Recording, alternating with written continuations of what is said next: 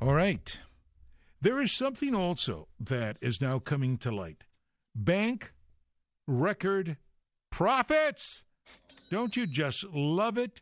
I'm going to tell you how many billions in profit banks have posted in just the first quarter of this year. Oh, isn't America great?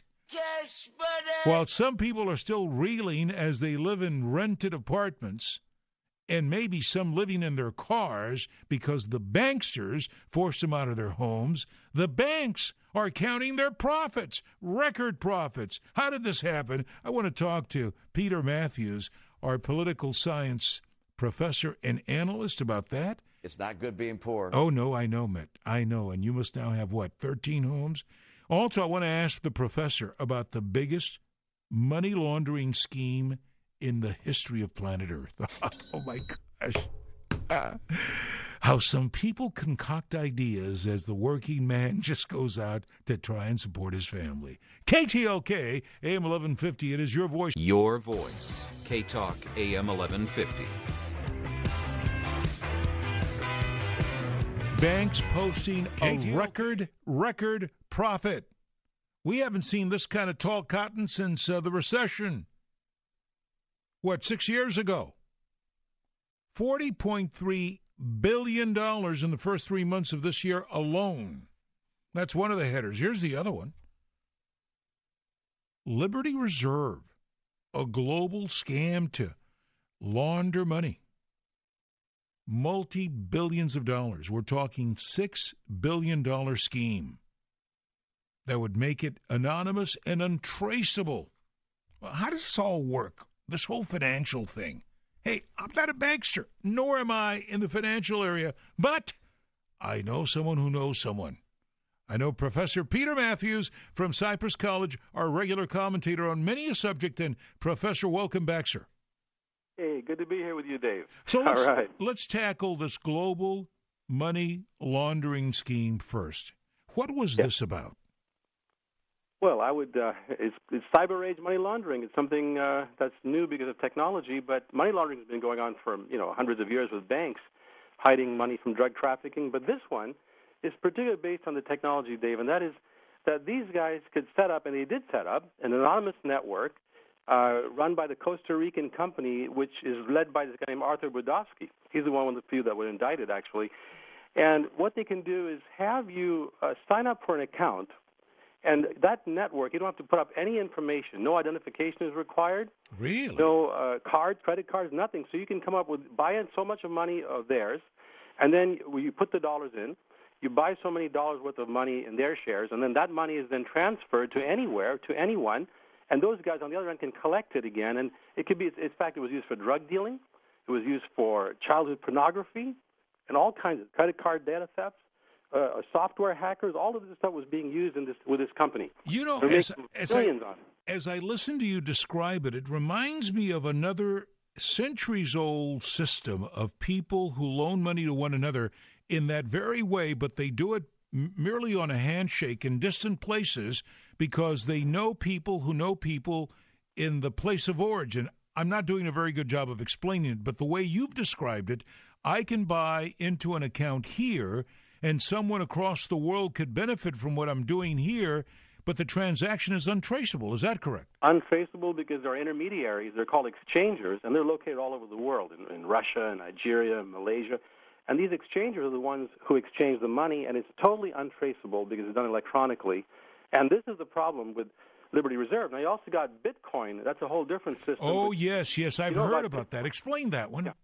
That was a system of coinage where this is sort of like Liberty Reserve, but different because they were using a matter of people buying into actual coins that are virtual coins, which means that you could use your money to buy in, and then use that money to transfer it also. But you could do it for legitimate purposes, such as buying real products, like or you can use it for illegitimate purposes. Like, for example, they have a Silk Road company within Bitcoin. And Silk Road was out there buying and selling, letting people buy and sell drugs without being traceable. The difference is it's even more nefarious with the Bitcoin because they are decentralized, whereas Liberty Reserve was centralized. There was a director of it, a founder. There were several assistants. There were technology people all connected. That's why the government could, in fact, indict 7 of them. But with Bitcoin, it's a horizontal thing which can't. There's no leadership. There's no organization. It's a network that's completely anonymous.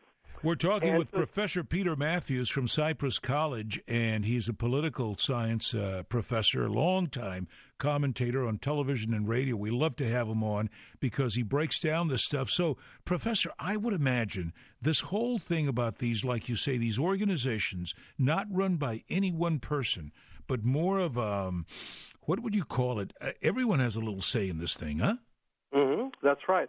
And that's the problem, because money has to be, the United States, when it was founded way back in 1781, we had the Articles of Confederation, in which each state printed its own money, Dave. They had different currency, and it got to be a real problem. And inflation was rampant, and they were having trade wars. So that's why they had a new constitution written in 1789, which we adopted, which had only one currency, a federal currency. Congress could only be the ones in charge of it. And now, in the modern era, the government has to be able to get control of these phony currencies. Or not phony, actually the replacement currencies, which are a problem. And that's why the feds went after the Liberty Reserve. And Bitcoin could be next, because Bitcoin has been used in a much more anonymous way to buy both legitimate and illegitimate products. So government might be going after them next. In fact, there was a warning issued by the Assistant Secretary of the Treasury, saying people who hold Bitcoins better be looking out and watching out now for their investigation on their accounts, or at least on what's been going on with Bitcoin, what they're being bought. So is it possible that people are throwing good money after bad? Absolutely. If you hold a lot of Bitcoins and the government then freezes or tries to freeze one part of Bitcoin, that could be the part where your money is sitting. And that's the problem. There was legitimate business that actually got hit with a Liberty Reserve situation. They had been having some kind of a credit, actually something like they would have people buy into a credit card system where you could put some money down, and then this company would give you credit on the credit card, and you could use that money up. Well, those people got frozen. $28,000 that company got frozen in this investigation with Liberty Reserve. So that could happen with Bitcoin holders as well. Hey, that's a very interesting thing. Yeah. Yeah, no, absolutely. We'll keep an eye on that. One quick thing before I let you go, and that is your take on the record profits. Banks posting $40.3 billion in profits in the first 3 months of this year alone. It's pretty remarkable, and I think kind of outrageous, because they've been tacking on fees to us, so many service fees for this thing and that thing, and they're also lending out some money as the economy is slowly recovering, and they're making huge profits, as you said, and yet they're sitting on it, Dave. There are $2 trillion in the banks that are being sat upon by the banks, and they're not lending it out. They're not lending it out to small businesses like they should. That's where I think government has to regulate and get them and say, you guys, we're guaranteeing you, we have FDIC protection for you. You start lending this money out now to small businesses and other people who can want to go out there and expand their homes or start a business. And that's the problem. The money's not circulating, despite the fact the banks are making so much of it. Well, you touched on the two key points, fees and less money being loaned out. As a matter of fact, the third factor is that financial results, according to this one report I'm seeing, says we're driven by the need to set aside less money to cover bad loans. I was thinking, what loans? Some of us here in the studio looked at each other and said, remember when they used to do loans? I don't know if anybody right now is getting a loan from a bank. Do you? Not very easily, and that's the thing. I think they're using that possibly as an excuse. They could very well be saying that, just to be able to get away with what they're getting. They're making so much money hand over fist. They just want to wait till the economy really picks up before they even kind of lend it out or anything else. Well, so that's the problem for the economy to pick up. You got to have money in circulation for the economy to pick up. You got to oil the machine, prime the pump. That's Professor right. Peter Mathews, Cypress College, thank you. Always a pleasure to have you on. Yes, sir. We'll see you again next time. Okay, thank you. All right, so there you go, a little explainer what's going on with the banks and the global money laundering. $6 billion being moved around. Did I get into any of that? Where was I when all this stuff was being concocted? I guess I was out yakking.